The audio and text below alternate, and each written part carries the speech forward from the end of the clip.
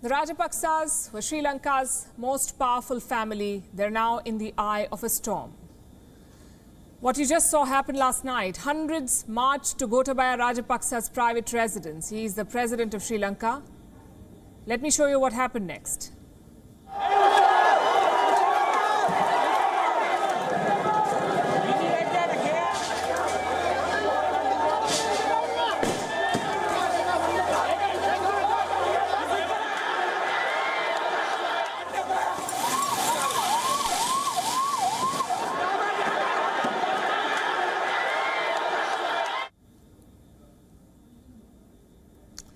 There was total chaos. The protesters clashed with the police. The police fired tear gas. They could not control the crowd. The protesters stormed through the barricades. They even set a bus on fire. And this is a massive shift in sentiment, a blow for the Rajapaksas.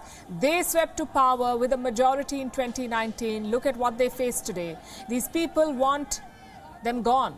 They're angry. Their country is going through its worst economic crisis ever, and the people are blaming the Rajapaksas for this. Until a few months ago, no one dared question their authority. Last night's protest was a rare moment of defiance. And what a moment.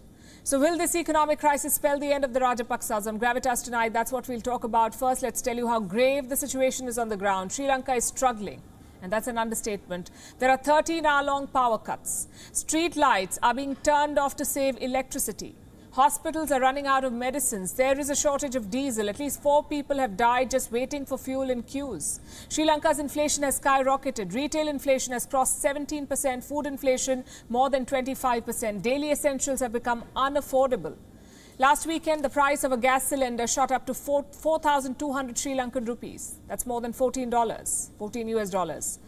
A kilo of sugar sold for 130 Sri Lankan rupees in October 2020. It now sells for more than 200. Milk powder is now priced at almost 1,600 rupees a kilo. Now, these numbers may look small in dollar terms, but for the average Sri Lankan, it's a lot of money to shell out for essentials. They're struggling to make ends meet.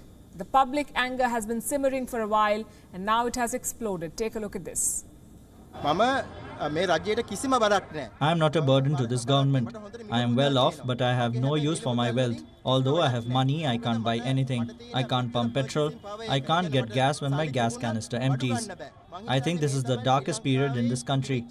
We can't do anything with our money. What our leaders are doing is killing us without killing us. The people you just heard were among those who protested last night. At least 54 of them were detained. The charges against them are unclear. The president is calling them extremists. The Rajapaksa government claims an extremist group organized these protests. Guess who is countering them? The monks. The Buddhist monks who have been the political backbone of the Rajapaksas. This is what they said today. The president allowed for the protest to take place peacefully, but it turned out violent in the end. After the violence, what the president is saying is that we must go to the IMF and solve this, because when we, as citizens, go to obtain a loan, they ask for 2 guarantors. So in the same way, when a country asks for a loan, they ask for guarantors. We are drowning in debt, so we don't have guarantors coming forward on our behalf at the moment. That is why the president believed financial assistance from other countries would help us come out of this situation instead. Until then, we must be patient. We're drowning in debt. We don't have any guarantors. These words should worry the government. Buddhist monks are a very powerful group in Sri Lanka. They have influence over Sinhalese Buddhists. They're a core vote bank of the Rajapaksas. They make up 75% of Sri Lanka's population, the Sinhalese Buddhists.